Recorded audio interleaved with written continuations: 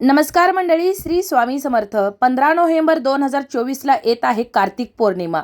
या कार्तिक पौर्णिमेला त्रिपुरारी पौर्णिमा असं देखील म्हटलं जातं. असं म्हणतात की या दिवशी भगवान भोलेनाथांनी त्रिपुरासूर नावाच्या राक्षसाचा वध केला होता आणि त्यामुळेच या पौर्णिमेला कार्तिक त्रिपुरारी पौर्णिमा असं नाव पडलं. ही कार्तिक त्रिपुरारी पौर्णिमा भगवान भोलेनाथांना तसेच माता लक्ष्मीला समर्पित असून या दिवशी काही जर उपाय सेवा जर आपण केले तर आपल्यावर माता लक्ष्मी तसेच भगवान भोलेनाथांची कृपा राहते. त्यांच्या कृपेने आपल्या सर्व इच्छा मनोकामना पूर्ण होतात आणि आपल्यावरची सर्व विघ्न संकट दूर होतात. या कार्तिक त्रिपुरारी पौर्णिमेला आपल्याला एक साधा सोपा परंतु अत्यंत प्रभावी उपाय करायचा आहे. तर तो उपाय म्हणजेच आपल्याला या कार्तिक त्रिपुरारी पौर्णिमेला एका ठिकाणी मुठभर धने ठेवायचे आहेत. हे धने ठेवल्यामुळे आपल्यावरची सर्व संकट विघ्न तर दूर होणारच आहेत. त्याचबरोबर आपल्या घरातील दारिद्र्य कायमचं दूर होऊन आपल्या घराची प्रगती होणार आहे, भरभराट होणार आहे. आता हे कसे धने ठेवायचे आहेत, कुठे ठेवायचे आहेत, उपाय कशा प्रकारे करायचा आहे याविषयीची अगदी थोडक्यात पण महत्त्वाची माहिती जाणून घेण्याकरिता व्हिडिओ शेवटपर्यंत पहा. त्याचबरोबर चॅनलवर जे नवीन आहेत त्यांनी चॅनलला सबस्क्राईब करा आणि व्हिडिओ पाहत असताना व्हिडिओला लाईक करायला विसरू नका. प्रत्येकाची इच्छा असते माता लक्ष्मीनं आपल्या घरामध्ये वास करावा, आपल्या कुटुंबावरची सर्व संकट विघ्न दूर व्हावीत आणि त्यासाठी तो प्रयत्न देखील करत असतो, मेहनत करत असतो. पण कितीही मेहनत केली, कितीही कष्ट केले तरी देखील केलेल्या मेहनतीचे फळ प्राप्त होत नाही किंवा कोणत्या ना कोणत्या कामामध्ये सतत विघ्न अडचणी येत राहतात. आणि म्हणूनच जर आपण काही उपाय सेवा तोटके जर काही विशिष्ट तिथींना जर करत असो तर त्याचा आपल्याला नक्कीच फायदा होतो. आणि पौर्णिमा तिथी ही माता लक्ष्मीला समर्पित असून या पौर्णिमेच्या दिवशी जर आपण काही उपाय केले तर माता लक्ष्मीचा कृपाशीर्वाद आपल्याला प्राप्त होतो.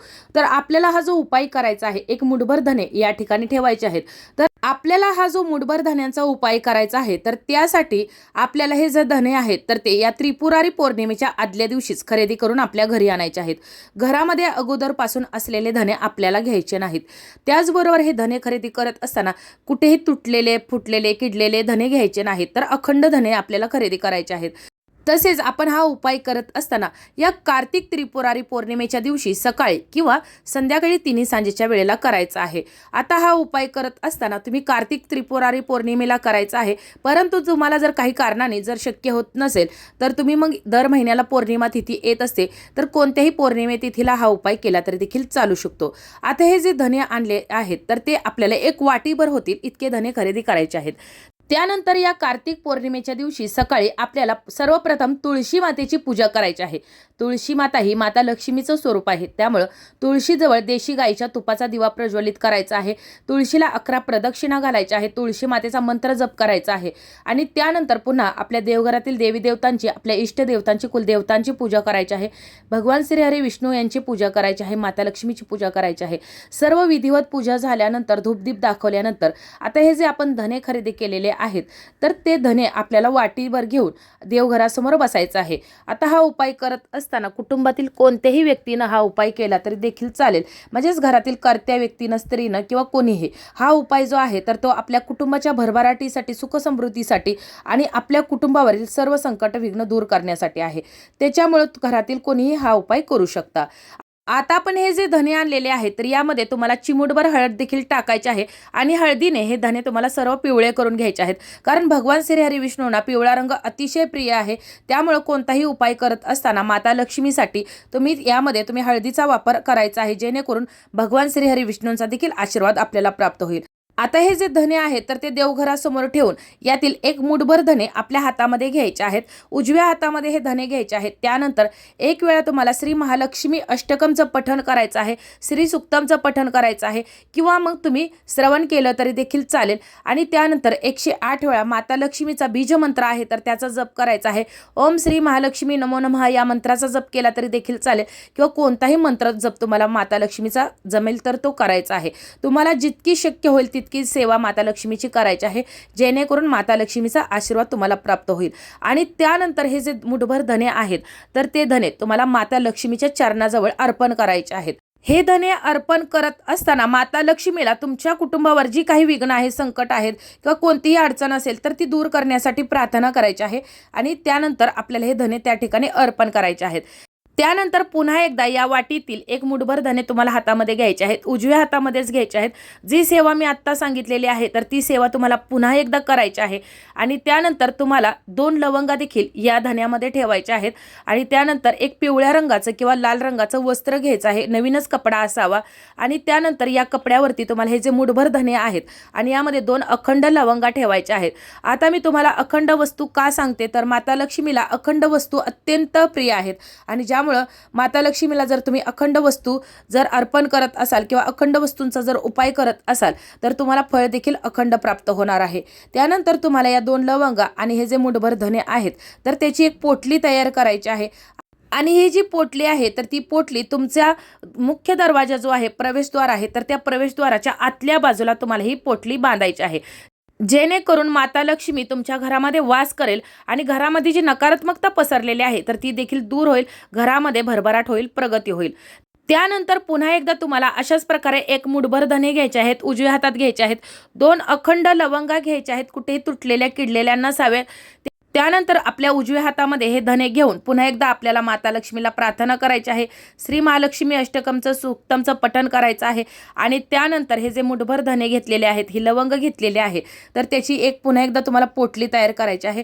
आणि ती पोटली तुमच्या घराच्या तिजोरीमध्ये तुम्हाला ठेवायची आहे किंवा ज्या ठिकाणी तुमच्या घरातले पैसा अडका, सोने दागिने ज्या ठिकाणी ठेवत असाल तर त्या ठिकाणी तुम्हाला ही दुसरी पोटली जी आहे तर ती ठेवून द्यायची आहे. त्यानंतर तुमचा जर एखादा व्यवसाय असेल तर त्या ठिकाणी देखील गल्ल्यामध्ये ठेवण्यासाठी तुम्ही अशाच प्रकारची एक पोटली तयार करू शकता. आता तुम्ही कोणतीही उपाय करत असताना, कोणतीही सेवा करत असताना ती मनापासून आणि श्रद्धेनेच करायला हवी, तरच तुम्ही केलेल्या सेवेचं, केलेल्या व्रताचं तुम्हाला फळ प्राप्त होणार आहे. आणि त्यानंतर पुन्हा एकदा या धन्यातील चिमूटभर धने तुम्हाला काढून घ्यायचे आहेत, उजव्या हातामध्ये घ्यायचे आहेत.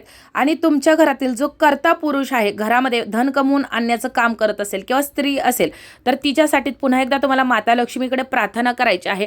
आणि हे जे चिमूटभर धने आहेत तर त्याची प्रार्थना करून झाल्यानंतर यामध्ये तुम्हाला 2 अखंड लवंगा, चिमूटभर काळे तीळ आणि चिमूटभर पिवळी मोहरी ठेवायची आहे. आणि ह्याची एक पुडी करून घ्यायची आहे. कागदाची पुडी करू शकता किंवा पिवळ्या रंगाच्या कपड्यामध्ये देखील तुम्ही हे बांधू शकता. आणि ही जी पुडी आहे किंवा पोटली आहे तर तुमच्या घरातील जो कर्ता पुरुष आहे, घरामध्ये धन कमवून आणण्याचं काम करत असतो, तर त्याच्या पर्समध्ये किंवा पॉकेटमध्ये तुम्हाला हे जे धन्याची पुडी केलेली आहे किंवा जर पोटली केली असेल तर ती ठेवून द्यायची आहे. त्यानंतर पुन्हा एकदा यातील चिमूटभर धने घ्यायचे आहेत. आता हे जे धने आहेत तर ते तिन्ही सांजेच्या वेळेला, ज्या वेळेला तुम्ही हा उपाय करत असाल तर त्यावेळेला यातील पुन्हा चिमूटभर धने घ्यायचे आहेत. भीमसेनी कापराच्या 5 ते 6 वड्या घ्यायच्या आहेत. त्याच्यावरती तुम्हाला हे जे चिमूटभर धने आहेत तर ते टाकायचे आहेत. त्यावरती पिवळी मोहरी ओंजळभर टाकायची आहे, 2 लवंगा टाकायच्या आहेत आणि 2 अखंड तमालपत्र घ्यायचे आहेत. ती कुठेही फाटलेली, तुटलेली, किडलेली नसावीत. आणि ही वस्तू आपल्याला घरामध्ये जाळायच्या आहेत. संपूर्ण घरामध्ये याचा तुम्हाला जास्तीत जास्त धूर करायचा आहे, जेणेकरून तुमच्या घरामध्ये जी पसरलेली नकारात्मकता असेल, कोणती विघ्न असतील, एखाद्यानं करणी बाधा केली असेल किंवा आजारपण असेल, कितीही मोठं संकट असेल तर ते यामुळे दूर होण्यास मदत होणार आहे. आणि ते तुम्हाला घरामध्ये जाळायचं आहे. अशा प्रकारे ही सेवा करायची आहे. त्यानंतर उरलेले जे धने आहेत तर तुमच्या घरामध्ये जे धनधान्य असतं तर त्या धान्यामध्ये तुम्हाला यातील चिमूट उरलेले धने टाकायचे आहेत. आणि त्यानंतर एक थोडेसे उरलेले जे धने असतील तर ते धने तुमच्या तुळशीच्या कुंडीमध्ये तुम्हाला टाकायचे आहेत. आणि जे आपण माता लक्ष्मीच्या चरणाजवळ जे अर्पण केलेले जे धने होते तर ते धने तुम्हाला या त्रिपुरारी पौर्णिमेच्या दुसऱ्या दिवशी घ्यायचे आहेत. त्याची पुन्हा एकदा पिवळ्या रंगाच्या कपड्यामध्ये किंवा लाल रंगाच्या कपड्यामध्ये पोटली तयार करायची आहे. आणि त्यामध्ये तुम्हाला 1 रुपयाचं नाणं, 2 अखंड लवंगा ठेवायच्या आहेत, चिमूटभर पिवळी मोहरी ठेवायची आहे. आणि हे जे धने आहेत तर त्याची पोटली तयार करून तुमच्या देवघरामध्ये तुम्हाला ती स्थापन करायची आहे.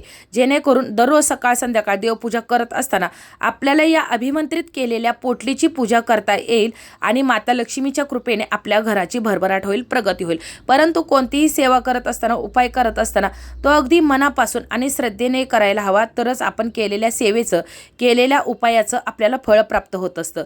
आणि आपण कितीही उपाय केले, सेवा केले तरी देखील त्याला मेहनतीची जोड असायलाच हवी. कोणतंही कार्य करत असताना, सेवा करत असताना मेहनतीशिवाय पर्याय नसतो. त्याच्यामुळं आपण सेवाही करायची आहे.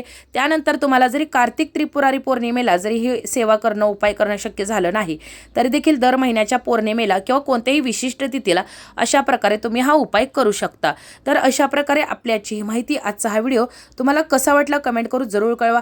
माहिती आवडली असेल तर व्हिडिओला लाईक करा, चॅनलला सबस्क्राईब करा आणि हा व्हिडिओ जास्तीत जास्त शेअर करा. धन्यवाद.